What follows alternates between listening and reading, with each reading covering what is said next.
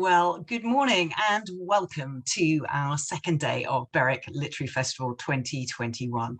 It's a really bright and fresh morning here in historic Berwick upon Tweed, and we have so much to look forward to in the festival today. So I hope that you've registered for plenty of sessions, and if you haven't, then get to the website after this session and sign up. There's so many exciting things to look forward to. Now, my name's Jackie Kaines Lang, and I'm a member of the steering group for the festival, and it's my very great pleasure to be chatting in just a moment with photographer Anna Deacon and writer and journalist Vicky Allan about their extraordinary book For Love of Trees, which is a celebration of people and trees. I'm glancing over there because I've got a copy of the book, which I'll show you in just a minute. Now, if during the course of our conversation you have a question for Vicky and Anna, then please put that in the Q&A function of the webinar, and we'll do our best to address as many of those as we can at the end of the session. I'd just briefly like to thank our in association organisations who've supported the promotion of our session today, and that they are the Friends of Castle Parks, who support the maintenance and enhancement of our local parks and green environment here in Berwick, and also Explore, which delivers lifelong learning and is based in Newcastle. Now, the book, here it is. And it's a beautiful, beautiful thing. I hope you'll agree. I have loved spending time in Vicky and Anna's book, and it's actually been a really immersive experience. And it's a book that's brimming with facts, impressions, stories, ideas. It's a balm for the senses and mind, and a call to, I think, connect or reconnect to the nature around us and the rhythms of a life force that we're actually part of and depend upon physically, mentally, emotionally, and actually philosophically, looking at what a lot of people say in the book.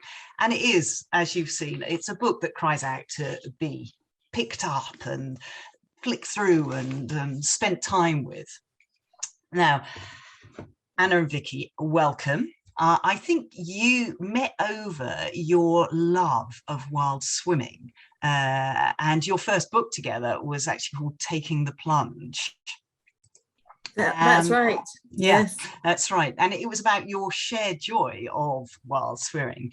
So I wondered if, to start off with, you could just tell us a little bit about the formation of your creative partnership and how that's led to your making books, and specifically this exploration of people and trees.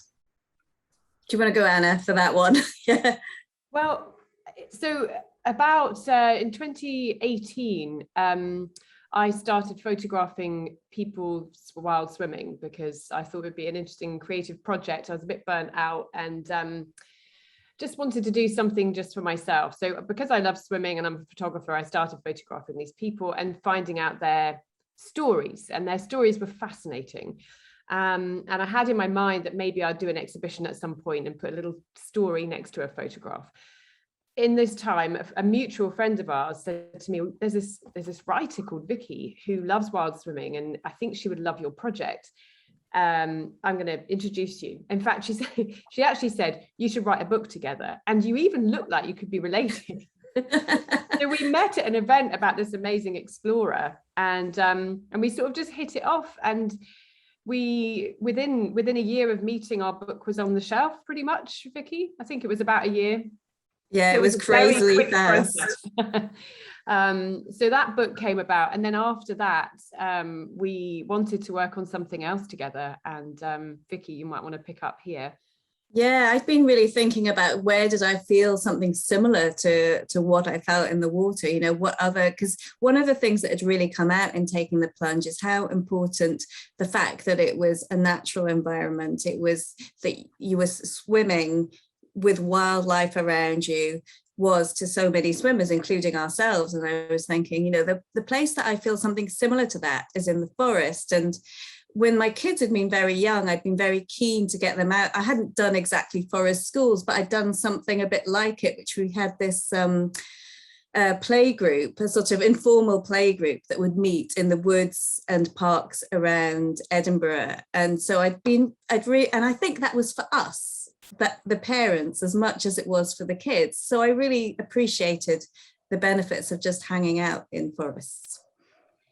I want to touch on that in a brief while, that sort of sense of engaging children in nature, but just carry on with just thinking about the book itself and happening. I mean, there are a lot of interviews in there, and at some point I hope you'll tell us how many, but there's a lot of interviews, and I'm just wondering how you went about compiling the program of interviews and photo shoots. Now, I know that lockdown plays a part here, and I'm sure that will come into your answer.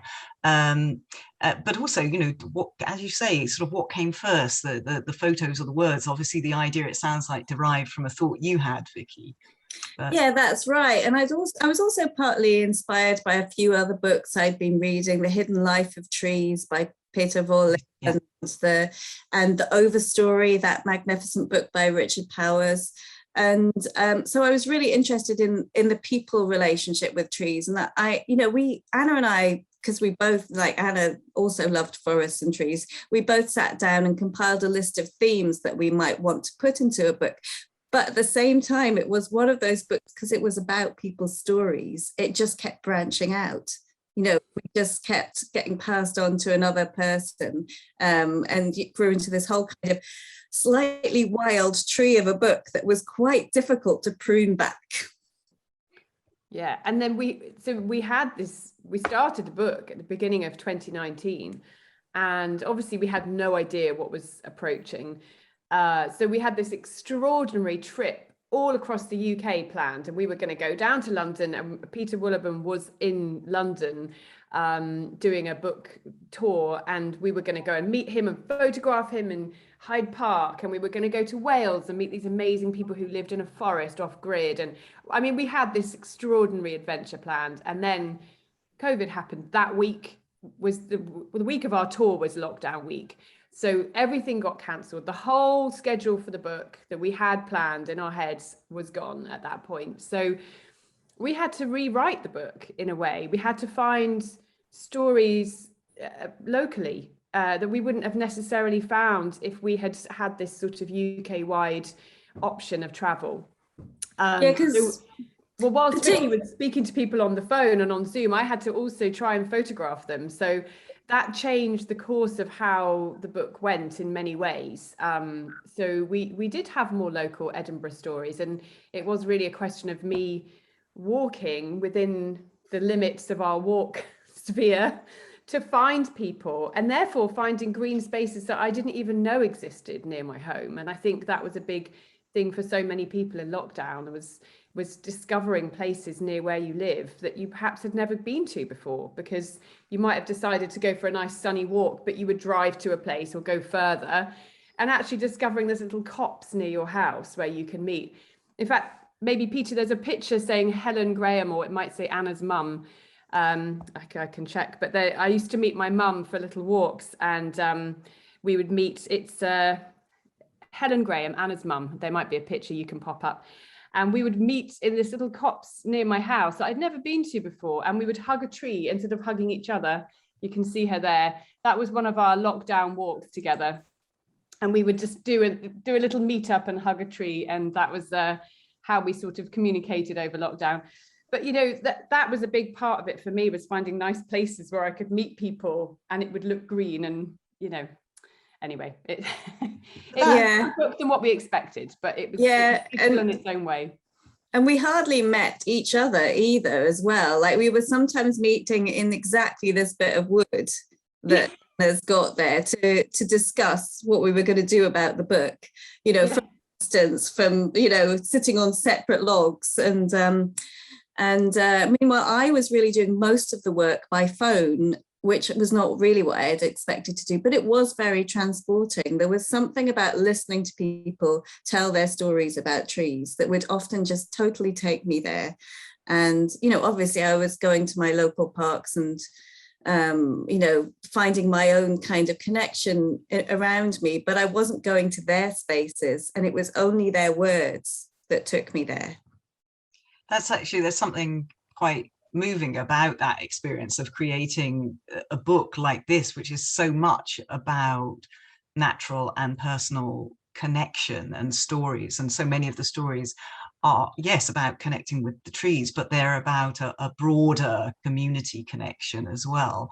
And of course, lockdown interfered with that. But as you pointed out with your mum, and I think a lot of us did go out and discover places, and did reconnect in perhaps a rather unexpected way with those places. So it's a real balance. And I think that comes out in the book. Yes, there are quite a few stories localized to Edinburgh. And hearing you explain that, I can sort of see why, it's shifted your perceptions a little bit.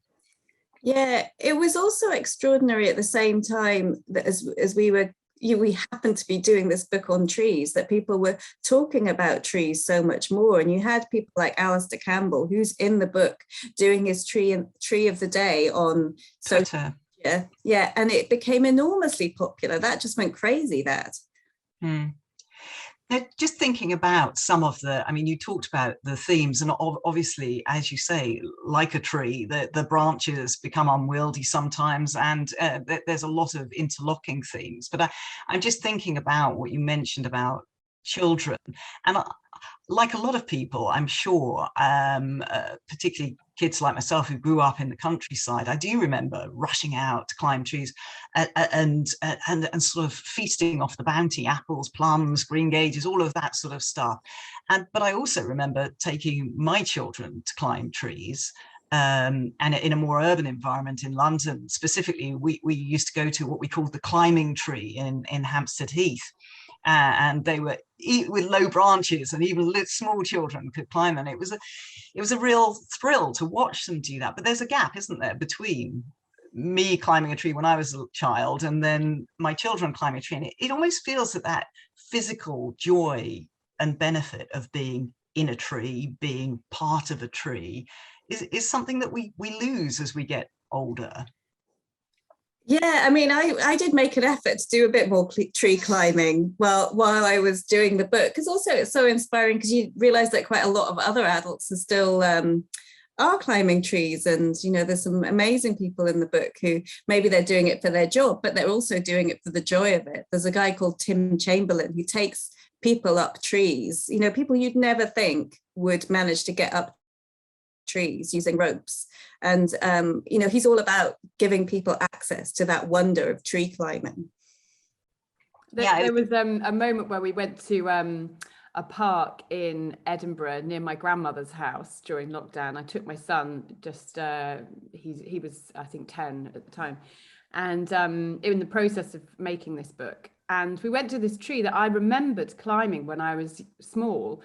And he was rushed straight to this specific tree, and he kind of shot up it, and it was a great tree to climb. And we actually sat with our backs against the branches and looked up really quietly. We did a little mindfulness session, and it was just this lovely moment. And we saw a tree creeper, and we would never have seen it if we hadn't been so quiet. And it was so exciting. We were both just so excited to see this tree creeper.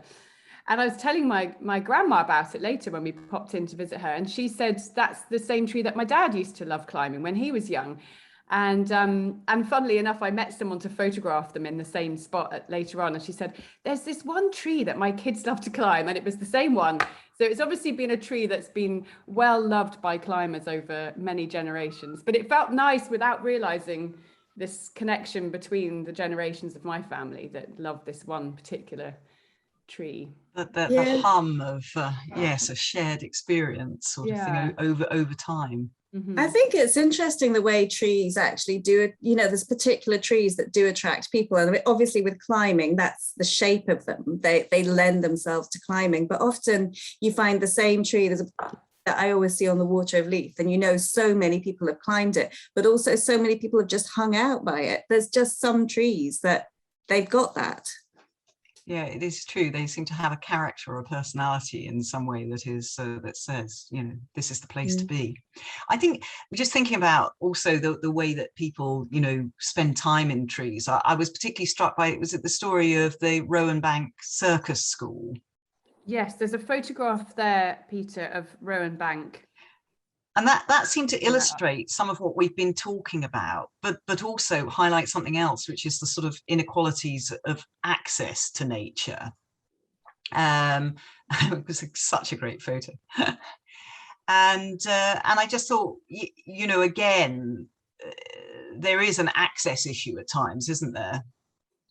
Yeah, they're interesting because they do go and work in quite deprived areas, and they sort of bring people into these woods that are sort of often a bit not, the woods themselves aren't run down, but maybe there's a lot of rubbish around, and there's a real sense of deprivation even within the woods themselves. And they're about getting the kids to just go out there and be there, and you know we overuse this word, I guess, connect.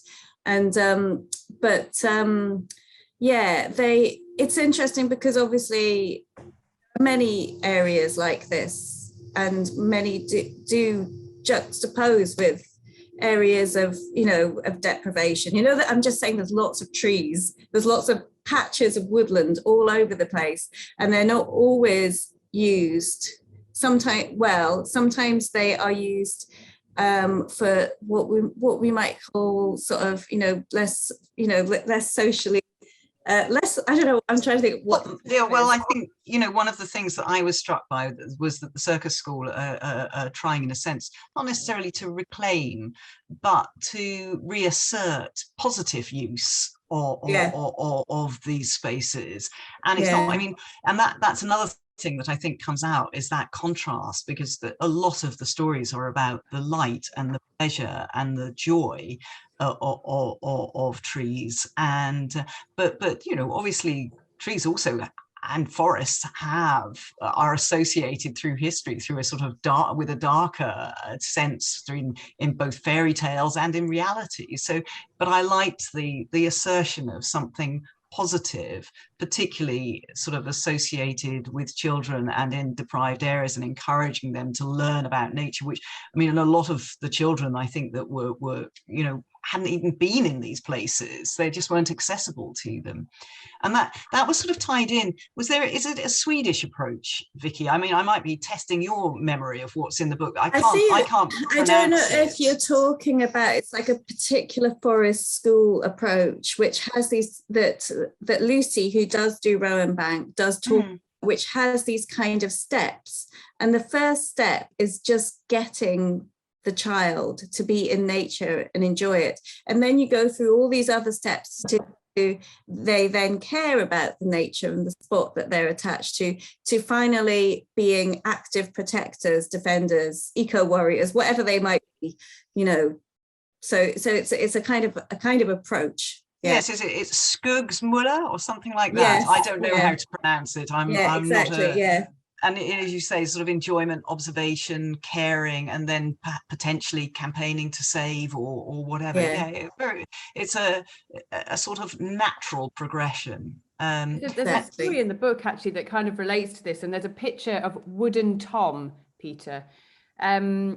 This was a man we met in the wilds of the Cairngorms before lockdown, and he has this tiny little hut in the middle of the forest, and he carves, it's green birch. Greenwood carving. So this is where he works, in this tiny little place, and he's so incredibly at one with nature, and he does this carving, and he does axe carving, and he made us tea made with pine needles, and what was the name of the stuff, Vicky? It was like a kind of growth that comes on. Can you remember? It's a fungus called chaga that's supposed to be really good for your immune system. And but his story is really interesting because he grew up in quite an urban environment, and there was a little patch of trees behind a garage or behind a Tesco or something, you know, like a little tiny patch. And there was a silver birch there, and he had watched some Ray Mears or something nature. Yeah, it was Ray Mears. about birch tapping for sugar water. And he tried it in this tiny little scrubby patch of trees. He tried it and it worked.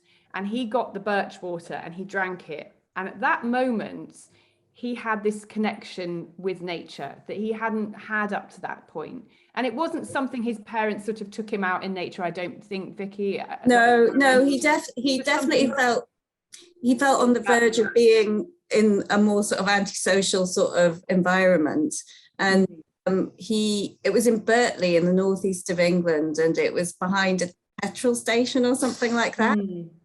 This bit of land. So yeah, he was kind of trying to avoid getting stuck in with sort of like, some sort of older boys and gangs and stuff like that was going on, and he didn't want to do that. So he would hang out in the forest on his own, and that's how he got this connection with trees. And now it's his job. I mean, people go up and have retreats with him. So he has all these people coming, and he's like a sort of an extraordinary person. He ends up doing lots of counseling and things, and people come who are burnt out and overwhelmed, and they come and they sit in this quiet space with him and carve wood and talk, and he makes cups. And he was such a lovely character, and it really was a trek to find him, especially in the snow, to take these pictures. But it was really remarkable to me that someone had found this was his path, this is his way of connecting with nature, and it never went away. I thought it was really beautiful that it can start so young. Yes, he had a sort of early epiphany, didn't he? And as you say, it felt from reading the piece that you'd crafted around that, Vicky, that his life could easily have taken a different path. Yeah. I think that sense of a sort of ongoing connection and awakening comes out in a lot of stories in the book, and I think this is more, I mean, a sense of perhaps a flip side of it. I think one of the most poignant things that I read was quite early on in the book, and it was from Dr. Coralie Mills, and she was talking about the ancient dead oaks in Dalkeith Country Park, where I must go. There's a photograph here, Peter. If you wanted to put that up, just wanted to interrupt there so you can see Coralie Mills. Sorry, do carry on. And yes, but she says in the piece, she says, it seemed odd to me that the reason the oak wood is protected, designated SSSI, that's a site of special scientific interest, is because of the beetles. My views just changed, so I can't carry on reading my little bit there. There we go. Is because of the beetles and not because of the trees. And of course, I know that trees don't have to be dead for creatures to live in them. We all know that. We all experience sort of that beautiful moment of catching sight of whether it be a bird or whatever. But I thought that was particularly poignant, that sort of connection with the idea that these trees were designated for what lived in them, although they were dead, rather than for preserving the actual living tree. Yes, I mean, there's still a way to go, certainly, in protecting particularly our ancient trees, and there are lots of petitions around them. I'm a real fan of Coralie. She's like one of my girl crushes. I just think she's amazing, the work she's doing. It's basically tree ring work.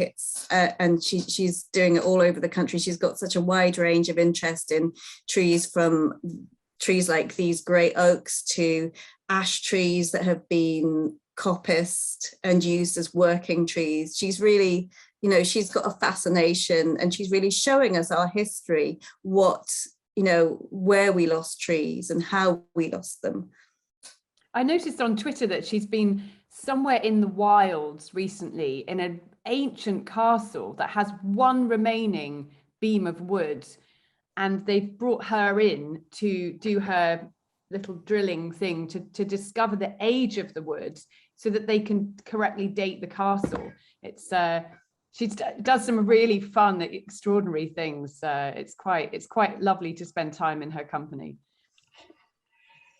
And were there any surprises for you in your research, in terms of what things that lived in trees or found, as part of trees, integral to trees?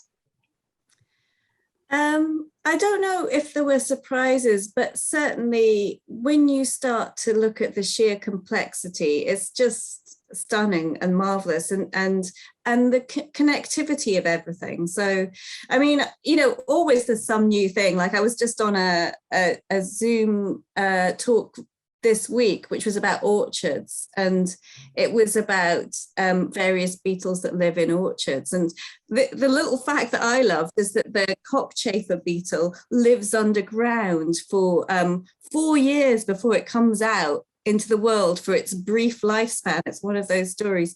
And I just think there's so many. It's almost, it's hard to choose one.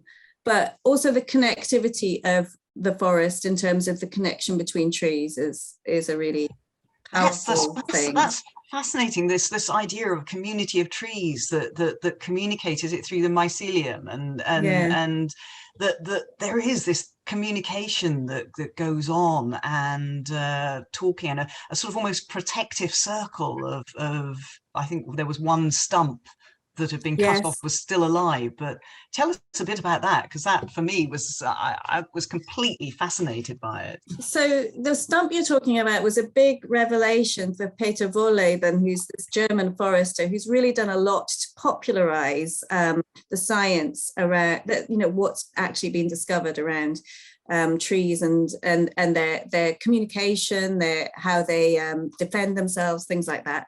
And he'd come across this stump, and he thought it was some stones in the ground to begin with, and then he'd sort of scraped back a bit and realized that there was some living wood in there. But this tree had been chopped down hundreds of years ago.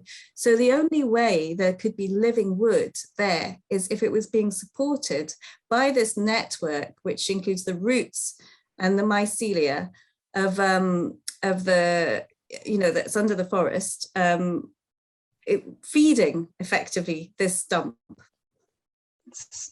It's an extraordinary thing, and I think people often talk about feeling, when they hug a tree, and I know that there's a cliche associated with hugging trees, but when they hug a tree, a feeling, the sap, feeling a lifeblood. And I wouldn't believe this until actually a wee while ago. I did start hugging trees myself, or quite a long time ago. And there is something palpable, isn't there, about being in contact with a tree? We've got a photo there, David Knott, if you want to put that up, Peter. Vicky, you might want to talk about David. Yeah, so David's amazing. He works for the Royal Botanics here in Edinburgh. And he, he's a lifelong tree expert, but he, one of the things that he did recently over the last year is to hug over 300 trees. It was as a fundraiser for the Benmore sequoia. There's a kind of, what do you call it? It's a row of them. I'm trying to think what the word. Corridor. Corridor. It's not that. No. But anyway, it's to save these trees, basically, which are not in a particularly good way. So we went around hugging lots of trees, and but so many people talked about their tree hugging. It was, I think sometimes people think it's a bit cheesy, but it actually does feel really nice, doesn't it? But there's science in that, in being around in green spaces and in blue spaces. I mean, there's definitely science to prove that they increase our feeling of well-being. Yeah, so, I think in Iceland, during COVID, they actually encouraged people. There was some sort of public message around going out and hugging a tree. Well, tell us, maybe now is a bit of time to talk about sort of forest bathing and the idea of restoration, healing, and all the sort of mindfulness. And I think I was particularly struck by the therapeutic healing and the references, was it to military PTSD and the healing power of trees on ex-vets. Yes, I think one of the things is you can think when people talk about forest bathing that it's just some light, gentle, chill out sort of thing that you might do at a spa or something. And I think that's partly because of the term itself. But we did discover that actually people were going and finding some kind of therapy for all kinds of trauma within the forest. And there was various different groups that were doing this. One of them was the military veterans, and it wasn't just one group that had set up. There was actually several groups, and there was a guy, Merlin Hanbury Tennyson, who's trying to set up a site at his home farm, and then there's this other group in the west of England who were doing it. So it just really felt like there's something going on there. But a lot of people also talked about it. For, there's Loretta in the book who talks about getting over the trauma of sexual assault. And there's a wonderful woman, Beth Collier, who runs this organization, Wild in the City in London, which is really about providing ecotherapy to people of color.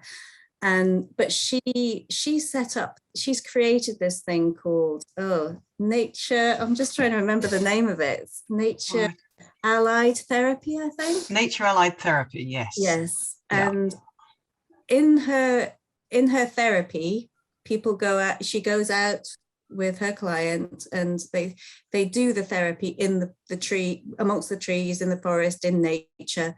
And she views the forest itself as part of this kind of trio, that there's a kind of triangle there, and an essential part of that therapy, that it aids people in dealing with trauma.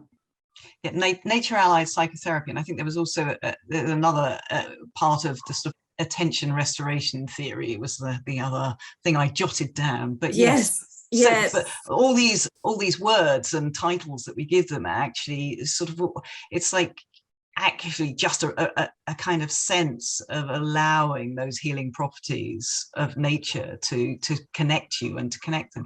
And I think that was something else that came out really strongly. I mentioned in my introduction the sense that actually we forget that we're an integral part of all of this at our peril. We're actually part of this natural environment, not separate to it, and that's sort of part of what we're living through. It's actually always a really difficult thing to talk about, because you find yourself still slipping into this thing of there's this thing called nature and the forest. Like, the terms are difficult. How do we talk about it where we are really part of it and not going to it as a kind of resource or facility almost that is there for our use, or in which we don't belong, or all these different things. Yeah, I think that's right, and I suppose also because of that uneasy balance that we have, where we need what trees produce to support the way that we live. I was thinking of how we create natural environments for ourselves to live in, which is almost distances ourselves from the natural environment that's there. Wonderful, places where we do music, for example. Often beautiful Glyndebourne, beautiful wood, made with wood. King's Place and King's Cross, again, a lovely wooden auditorium for wonderful acoustics. And a lot of people are sort of, it feels to me, are thinking and finding that actually going back into nature has a different feeling and connects in a different way. Yeah, for sure. I think that's, there's a it's interesting what you say about the different these auditoria, and because there's this real sense, I think, also we found within the stories that people told that actually for a long time forests had been used in different ways. And there's this the idea of the shape. We talk about the shape. If we look at the shape of churches, they mirror sacred groves, the shapes that trees would have made originally in the kind of sacred sites of many areas of the world, not just the UK. I had an extraordinary experience. I met a man called Hamish Napier. I don't know if you want to bring up the picture, Peter. He has written a whole album of beautiful music based around the Cairngorms in Scotland and the different places there. And we met, and it was the most horrendous rain. It was absolutely wild weather. We met in a lay-by near this beautiful forest in the middle of nowhere, my kids sat in the car and I just hopped out, and we went into this wood. Now the bushes he's standing in are covered in blueberries. It's extraordinary. And he played so beautifully. I wish I could play it to you. It was absolutely, it felt like being in a cathedral, with the trees so high and this river and the birds singing kind of played into what he was playing. It was such a spiritual experience, actually. Really, really special. And it did, yeah, it felt like I was in some sort of enormous cathedral or concert hall with the acoustics. And it was really, for me, one of my absolute moments of the book, taking this picture, even though it was a very quick, very soggy moment. But, you know, it reminded me of that feeling of, you know, that probably a long time ago we would have all, you know, congregated in woods, you know, for our spiritual experience, I suppose. Well, and for learning, you know, Everything. all sorts of things. It is a fascinating thing. I think, you know, we're touching on perhaps sort of certain spiritual, religious aspects, and it would be remiss of us not to think about trees as memorials, as markers of both time and time passing. And of course, we know that people often plant a tree in memory of a loved one. And there are a lot of stories around people's connections with trees through grief in the book. Of course, that's one of the sections, one of your themed chapters. It is one of the sections, and we always intended it for it to be one of the sections. But also I found that often when we would talk to people, these are the stories that they would tell. So, you know, it's like if you talked about, you know, what trees meant to people, they would maybe mention a tree that they planted for someone, you know, or maybe on their birth or when they died. They might talk about wanting their ashes scattered in a particular woods. And I sense that you're thinking about pulling up a picture, Anna, is that right? We've got a few here. We've got Chris Packham too, please, Peter. Yes, so Chris Packham would be an example of someone obviously very famous who we knew already, because I'd actually already interviewed him for something else, but that he had this magnificent beach that he absolutely loved. It's like, you know, it was the place he went to in the forest, and he recognized it was an incredible organism, he calls it. And but he also said that, so he'd lost his two dogs that were very close to him. And he, maybe Anna should tell this story, I'm just thinking, because she actually met him and I didn't. Lockdown. I know, I managed to, just before the end of the book, I managed to go down and visit him at his home. And we went for a lovely walk through the forest behind his house, which featured on lockdown, spring watch and autumn watch. And he took me to this tree, and because he is autistic, he finds being around animals much easier than being around people. So he's much more comfortable being around animals, and he has a closer connection with them than he does with people. And his dogs, his last dogs who died, he had them cremated, and he buried their ashes under this tree. So he goes there really regularly, like a sort of visiting a grave of a loved one, I suppose. And he clears the ground underneath it, and he sits there and he spends time there, and he brings his current dogs there who were running around, as you can see. I caught one in the photo, but there was two, and they were running around like mad. But it really is a beautiful tree. And I did get some photos of him climbing in the tree and up the tree. And he just loves this space. It's very precious to him. And his plan is that when he dies, that he wants to also be buried with his dogs under this tree. This is his spot that he's picked out. So I think it's ashes, isn't it? He wants to be cremated and be scattered there. And he talks about becoming part of the tree, you know, just this incredible idea of even his ashes just becoming part of that tree. So some sort of sense of himself living on in it. And I think that's what a lot of people feel about. For instance, we feature Binning Memorial Wood, which is a woodland close to where we are in Scotland, which the owners of it actually wanted to protect the land. They were concerned that it might be bought and developed, as many areas not in the commuter zone around Edinburgh are. And they found that one way you could prevent that was to make it a burial ground, because once you've buried people in a place, it can't be developed over. So they did that, and they've created this beautiful burial ground in a beech forest. And there's a photo there of Ruth Barry in Binning Wood, Peter.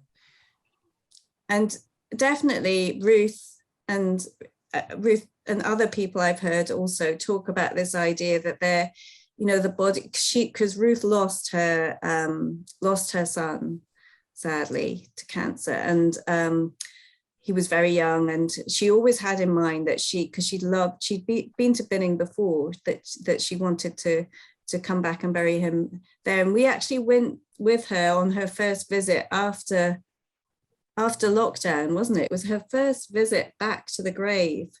And I think there's only been a few previous occasions before lockdown that she'd been down there. So it was all really raw. But you can't even see the grave. This, where she's arranging these leaves, and I can't remember what, I think she was putting some stones down there, is actually her son's grave. But it just melts into the forest. It feels really part of it. And that idea, I think, of us becoming part of the trees in some way is really resonant for a lot of people. It's an extraordinary place because there's a pathway nearby that you can walk down, and you would never know that on one side of the path is a huge burial ground, because you can't see anything. But the lady who owns the forest was telling us that, she often comes there early in the morning, and there'll be a couple of deer or a fox or badgers, and it's just and she said it gives people comfort to feel that their loved ones are in such a beautiful place, surrounded by nature and kind of being. I've decided I want to go there. Yeah, it's a really. I've told my husband that. Yeah, well, I'm telling my husband via this that I think I'd like to go there as well. Just saying, it is stunning. I'm aware of the time, and I would encourage people, if you have any questions, to drop those into the Q&A function for Vicky and Anna, because we are getting to that point in our conversation. There's so many areas, with tree sitters, campaigning, all sorts of things, the environment that we haven't covered. You will have to get the book, and it will trigger you into researching and thinking more deeply about these things. There's a particular picture which I really like, so I want to ask you about this, and that's Stan at Starbank. And I just think we're talking a little bit about, in a sense, trees as markers of time and season, and trees outliving us and being before, with, and beyond us. And I think that's something that, again, that comes across through quite a few stories. And I particularly enjoyed sort of Stan and the cherry blossom, and just thought maybe you'd just like to talk about that a little bit. Well, there's a beautiful park that overlooks the sea that's quite near my house, called Starbank Park in Edinburgh. And it's quite well known for its blossoms, and its cherry blossoms, absolutely stunning. And I knew that I wanted to get cherry blossoms into the book one way or another. I have a lot of cherry blossoms pictures from that lockdown. But I spoke to the lady who runs the park, and I said, look, I'd just really like to photograph someone who's a volunteer at the park, maybe get them to talk about their connection with trees. And she said, well, you must speak to Stan. He's an institution.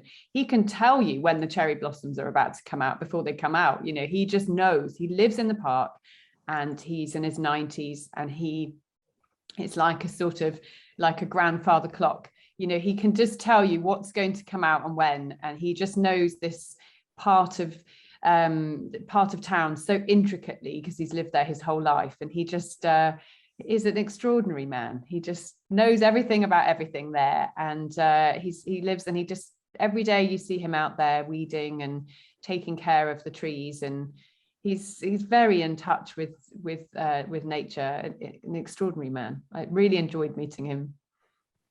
Fabulous. Do you, either of you, have a favorite tree? You know, I wouldn't say it's exactly my favorite tree, but there is a tree that I'm sort of obsessed by, which is it's on the Water of Leith, and it's one of these trees that I would say it's been very peopled. You know, people have attached to it, and it leans out over the Water of Leith, and you can see that people climb on it. Sadly, people have also like graffitied all over it, but it's just marked by that that sense of people came here, people attached themselves to it, and I'm sort of fascinated with that tree. I don't think I've got a favorite tree. I definitely had a favorite tree as a child in our garden, but we planted, my mum planted loads of trees when I got married in her garden, and it's extraordinary now seeing the height of these trees, you know, that were tiny saplings 15 years ago and are now taller than the house.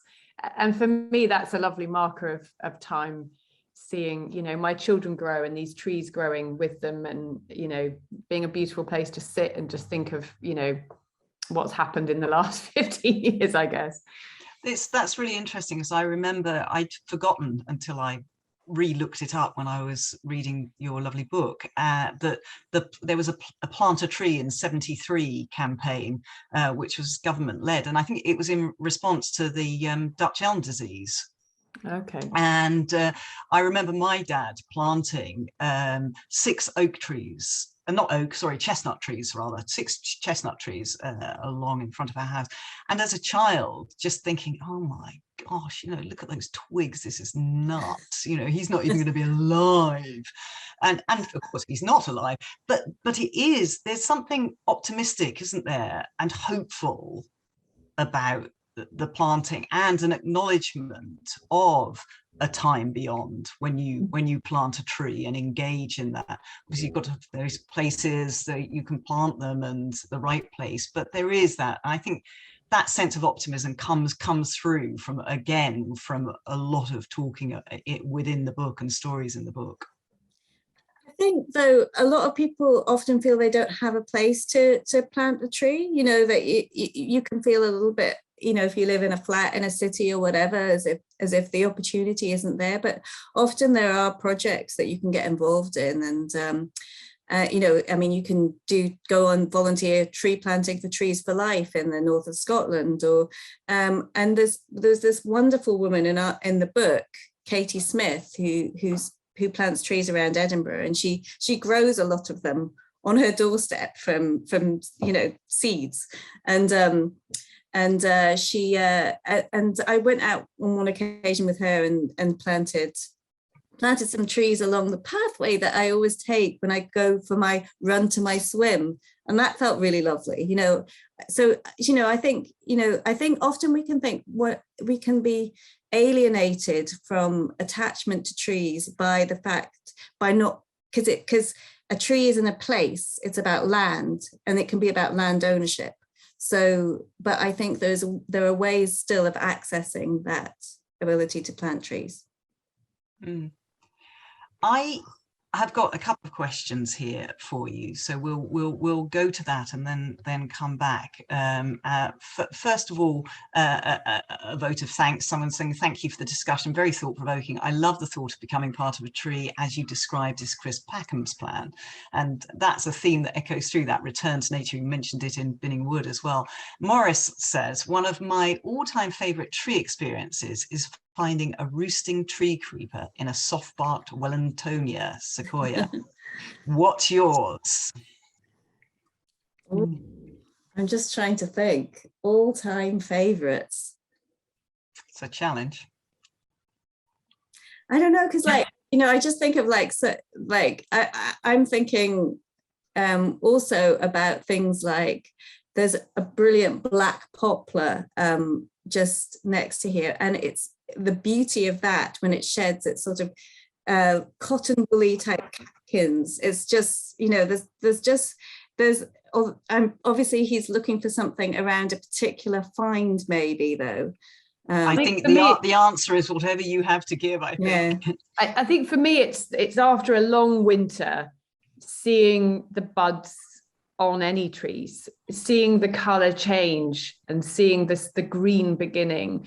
And then every single day it gets more, and then the colour starts to return. And, you know, for me, I actually did a project, I did an article for the Guardian newspaper this year where I had been going on walks and photographing tiny things that I saw, little changes in the trees and in the blossoms and in the flowers. And as spring emerged from this dark winter of lockdown, and you know, the second lockdown brought a lot of depression to people because it was just somehow much worse than the first one, and it was dark and it was miserable, and it was, Christmas was ruined, it was just rubbish. So this beginning of new life for me, that particularly this year was a really special thing. And every time I saw the blossom coming and the new leaf, the birds singing, you know, that's for me, that's a real moment every year. Thank you. Particularly this one. I think also the first time that you come across anything new is always a bit exciting. You know, it's like, I remember the first time that I saw wasp galls on an oak, and I was like, what are these things? I don't know oaks produce these fruits. And then you discover some new thing. I think these are all really exciting moments along, and they're you know, you're constantly finding them. Yes, and you can only do that if you're out looking. Yeah, exactly. So like one thing leads on to another, I guess. That's the thing. Now, I have a far-reaching question here for you, which is from Kate, and she says, what are your hopes or aspirations for the future for people and trees? So that's quite a big question.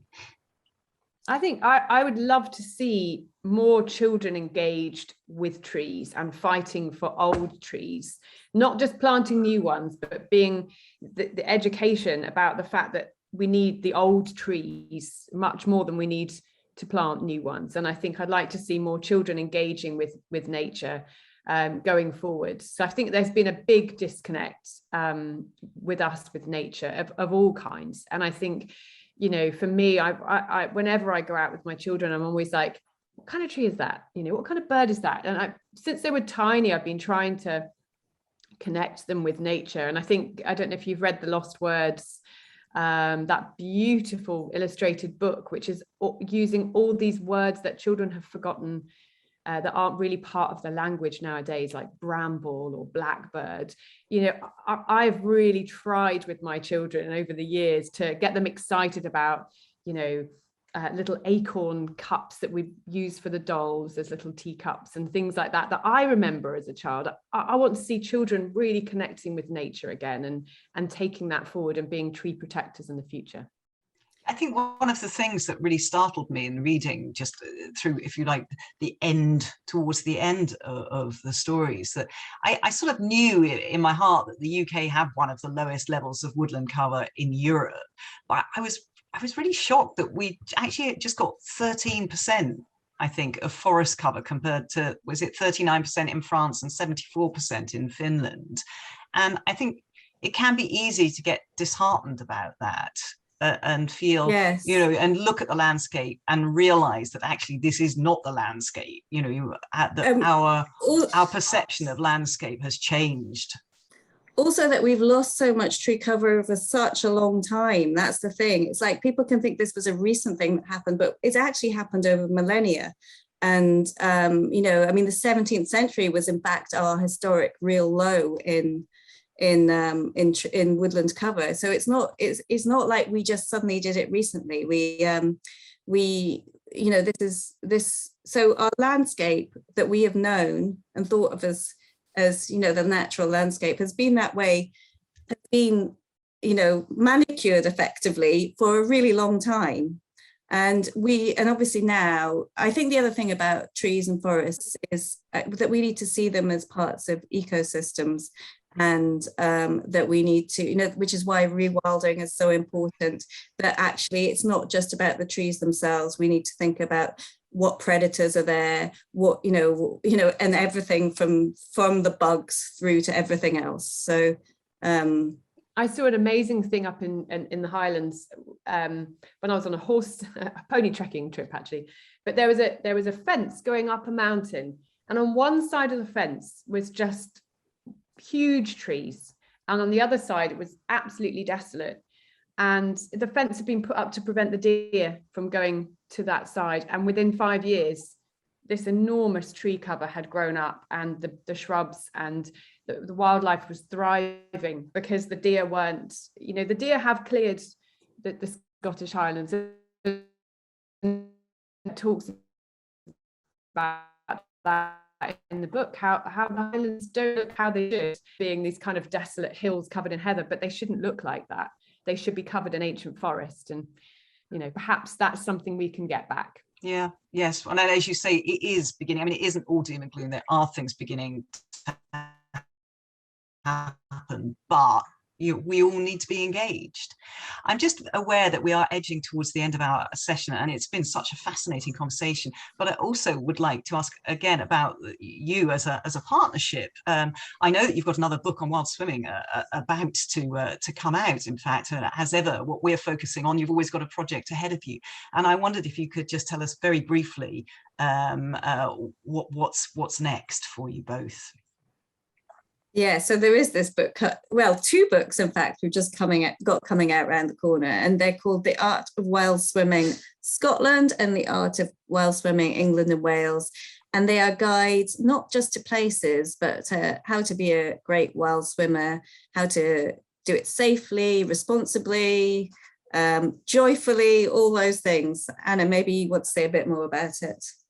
Yeah, we were asked to create guidebooks to places, and because again doing another book during restrictions meant we weren't able to travel to all these places ourselves. So what we've done is we've spoken to swimmers within the outdoor swimming community. So for example, we speak to a swimmer in Shetland who tells us about her favourite beaches there and what to look out for, and there's someone in Orkney and someone on Lewis, and in Inverness and Aberdeen and all over Scotland, and the same in England and Wales. So it's a kind of a hive collective of wonderful people telling their own stories and telling us what the best cake is to have after a swim, and how they warm up, and where to park, and what the best access is. So it's really a kind of a collective voice. It's not just us, but we think that anyone getting into swimming would probably benefit from these books, we hope.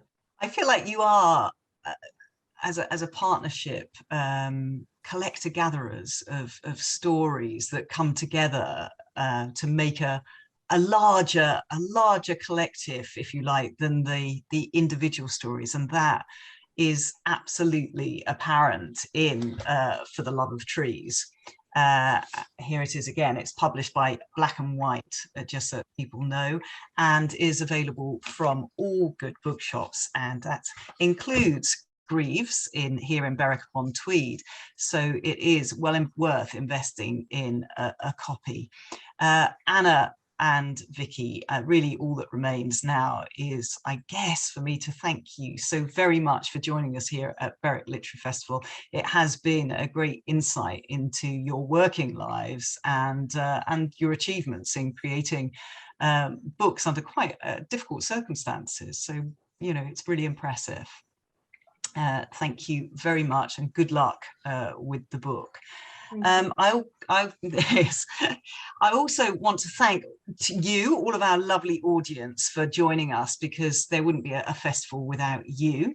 And if you do social media, please do share about the festival and about anything that you've enjoyed, and make sure you tag us, Berwick Lit Fest, in your posts, and do investigate what else there is today and over the rest of the long weekend.